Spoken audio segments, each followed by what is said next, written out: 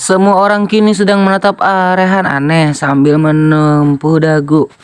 Mereka dengan kedua tangan keluarga Jaya terlihat kebingungan saat melihat Rehan memakan buah mangga muda dengan lahapnya. Bahkan dia yang tidak kuat pedas kini malah menyeruput sambal rujak hingga membuat semua orang hampir meneteskan air liur. "Anggi boleh minta nggak om?" tanya Anggi menatap suaminya. Rehan menggeleng. Namun beberapa detik kemudian dia diam memperhatikan piring yang berisi mangga muda lalu mengambil satu potong kecil untuk Anggi. "Hanya ini?" tanya Anggi mengangkat satu alisnya. Rehan mengangguk. Anggi mengambil potongan buah itu lalu menaruhnya kembali ke atas piring. "Om makan saja buahnya." Anggi tidak suka. Anggi mengelus kepala suaminya lembut seperti sedang mengelus anak balita. Orang-orang di rumah itu semakin dibuat melongo. "Apa dia anak kita, ayah?" tanya Anjani. Tatapannya masih tidak beralih dari Rehan. Jaya menggeleng-gelengkan kepalanya. "Begitupun dengan Aldi. Apa kau sedang hamil, Kak? Lalu kau akan melarikan anakmu lewat mana?" Pertanyaan konyol dari Aldi membuat Anggi tak kuasa menahan tawa. Membayangkan Rehan hamil dengan perut yang membuncit juga melahirkan layaknya seorang perempuan sangatlah lucu. Apalagi kalau sampai menyusui. Anggi semakin terkikik geli membayangkan semua itu. "Apa kau menertawakanku?" tanya Rehan mengercutkan bibirnya. Anggi menggelengkan kepalanya sambil mengelus kepala Rehan. Itu langsung luluh seperti anak anjing penurut. "Habiskan saja mangganya, kita ini hanya sedang bercanda." Aldi menyerah. Dia beranjak dari duduknya lalu pergi ke lantai atas disusul dengan Anjani dan Jaya yang pergi ke kamar mereka sementara Anggi dia masih memperhatikan sang suami sedang makan mangga muda dengan lahapnya. "Apa mungkin karena ini aku sudah mulai tidak mengalami morning sickness dan mual di malam hari?" Anggi bergumam sembari menatap suaminya sedikit khawatir. Pasalnya dia saja yang mengalami itu merasa kurang nyaman, apalagi Rehan yang tidak tahu apa-apa. Di tempat lain Bima masih belum selesai berbincang dengan Adel, bahkan mereka tidak lagi melanjutkan obrolan di kantor melainkan malah mengobrol di sebuah kafe modern di kota itu. Bima terlihat mencuri-curi pandang dari Adel. Sesekali dia tersenyum saat melihat Adel yang sedang menjelaskan beberapa poin penting yang harus Bima perbaiki dari planning proyek yang akan mereka kembangkan. Adel berdehem tak kalah melihat Bima hanya diam tanpa mau menimpali ucapannya.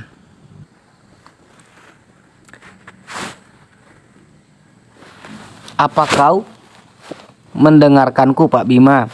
tanya Adel menekankan kata mendengarkan agar Bima mengerti maksudnya.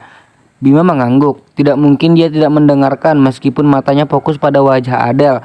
Namun telinganya masih peka dan bisa menangkap semua yang Adel ucapkan. "Saya rasa saya sudah mengerti apa yang harus saya pertahankan dan apa yang harus saya tunda. Terima kasih karena telah memberikan saya masukan yang sangat berguna." Adel menganggukkan kepalanya. Dia terlihat agak kecewa saat melihat Bima bersiap untuk pergi. "Apa hanya itu saja?" tanya Adel memastikan. Bima mengerutkan keningnya. Dia menatap Adel sembari mengangkat kedua alisnya. "Maksud Anda?" Adel tersenyum kecut. "Seharusnya kamu ajak saya makan malam, Bima. Sudah berapa jam sejak kita ngobrol, aku bahkan belum makan siang." Adel berucap sambil mengaduk kopi yang ada di dalam gelas. Bima mengangguk. Sekarang dia mengerti. "Maafkan saya, Bu. Saya pikir ibu sudah makan siang," ucap Bima merasa bersalah. "Pekerjaan kita sudah selesai. Jangan panggil saya ibu. Saya rasa saya belum setua itu." Adel ini sangat formal dan to the point. Dia tidak banyak basa-basi namun langsung berbicara pada intinya. Namun Bima yang memang belum terbiasa dengan sikap seperti itu kurang paham dengan maksud Adel. Kalau begitu saya panggil Kak Adel saja. Jika tak salah ibu ini teman kuliah kakak saya. Jadi saya rasa umur kita agak jauh berbeda." Bima berucap dengan sangat hati-hati karena takut menyinggung. "Terserah kau saja, Bim." Adel memang satu kampus dengan Rehan, namun dia 2 tahun lebih muda dari Rehan. Itu artinya Adel masih 30 tahun. Ya memang Bima 5 tahun lebih muda darinya. Namun jika dilihat dari wajahnya sepertinya umur mereka tidak jauh berbeda. Adele ini awet muda dan selalu melakukan perawatan, jadi wajar saja jika dia masih terlihat sangat cantik dan segar. Jika Bima sedang sibuk meladeni wanita barbar, berkedok investor lain lagi dengan Haris. Pria itu sedang pusing lantaran Dita sedang dalam mood yang kurang baik. Hari ini dia sedang ada di rumah kedua orang tua Dita. Hubungan mereka sudah berjalan lebih jauh. Jadi orang tua Dita pun sudah tahu jika Haris ini adalah pria pilihan anak gadis mereka. Jangan terlalu dipikirkan, nak. Sepertinya dia memang selalu berubah jadi beruang madu kalau sedang datang bulan. Meskipun Mama tidak tahu pasti, namun setidaknya Mama pernah melihat perubahan emosinya yang sangat drastis. Stefani berbicara dengan nada sedikit berbisik karena takut dia mendengarnya. Entah apa yang sedang dia rasakan. Namun Stefani tahu jika Dita selalu bersikap tak wajar saat sedang datang bulan. Mama Dita pengen makan kecoa. Stefani dan Haris langsung melotot. Mereka berdua berlari ke arah kamar Dita, membuka pintu kamar tergesa karena khawatir wanita itu akan benar-benar akan memakan kecoa. Dita, Stefani berteriak tak kala melihat Dita sedang berjongkok memperhatikan seekor kecoa yang tidur terlentang di depannya. Jangan gila kamu. Pekik Stefani menarik bahu Dita dan mendudukkan di tepian ranjang. Haris hanya memperhatikan Dita di ambang pintu. Tak lama setelah itu ayah Dita pun ikut memperhatikan Stefani dan Dita.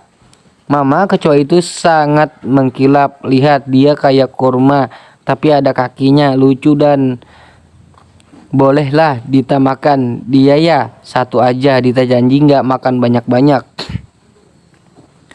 Haris berusaha menahan tawa saat melihat kecoa yang sedang pura-pura mati di depan pemangsa. Kakinya menjerit lucu saat dia memekik kekeh ingin memakannya. Apa kecoa itu tahu kalau aktingnya percuma dan sia-sia di depan Dita? Ya Allah sayang, jangan macam-macam kamu. Kalau mau makan yang begitu Mama carikan tokek ya. Makan tokek asap aja biar kulit kamu mulus.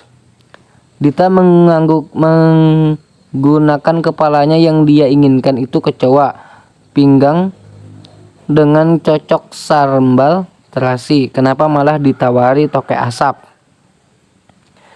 Dita maunya kecoa Mama. Stefani kekeh menggelengkan kepala. Dita malah meraung menangis seperti anak bayi sambil berguling-guling di atas ganjang. Ya sudah, kamu boleh minta apa saja, tapi jangan minta kecoa panggang. Dita bergeming. Dia duduk lalu menatap Stefani dengan mata berbinar. Mama janji. Iya, Dita semakin tersenyum lebar. Kalau begitu Dita mau menikah dengan Kak Haris besok. What? Semua orang memekik dengan mata yang membulat. 1 minggu kemudian di sebuah gedung mewah di kota Jakarta, sebuah pernikahan digelar dengan megahnya. Ya, hari ini adalah hari pernikahan Dita dan Haris. Sepasang sejoli itu menikah setelah melewati asam dan garam sebuah hubungan yang awalnya ditentang hingga mendapatkan persetujuan dari orang tua Dita meskipun harus melewati banyak drama. Ballroom di hotel itu sangat indah.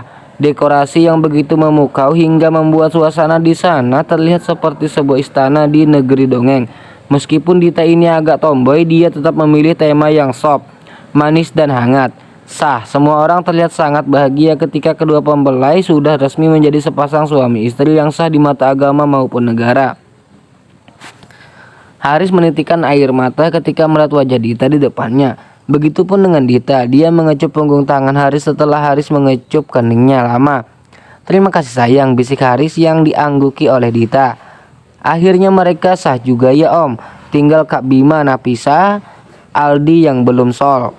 Anggi bergumam di samping suaminya menatap sepasang pengantin itu dari jarak yang cukup jauh karena Rehan tidak bisa dekat-dekat dengan orang lain lantaran dia yang tidak bisa mencium bau parfum yang menyengat. Om, geram Rehan. Om, geram Anggi saat melihat sang suami malah sibuk memakan cek coklat di depannya. Pria ini benar-benar keterlaluan. Akad nikah baru saja selesai tapi dia sudah menghabiskan beberapa kek dengan jenis varian rasa yang berbeda. Baby, jangan ambil keknya. Rehan merajuk lantaran Anggi mengambil kek coklatnya yang sedang Rehan makan. Stop, Om, sudah habis 5 biji. Jangan diteruskan, dokter udah bilang. Om itu boleh makan maupun jangan berlebihan. Om harus tetap sehat. Katanya mau jaga Anggi dan mau punya baby lagi.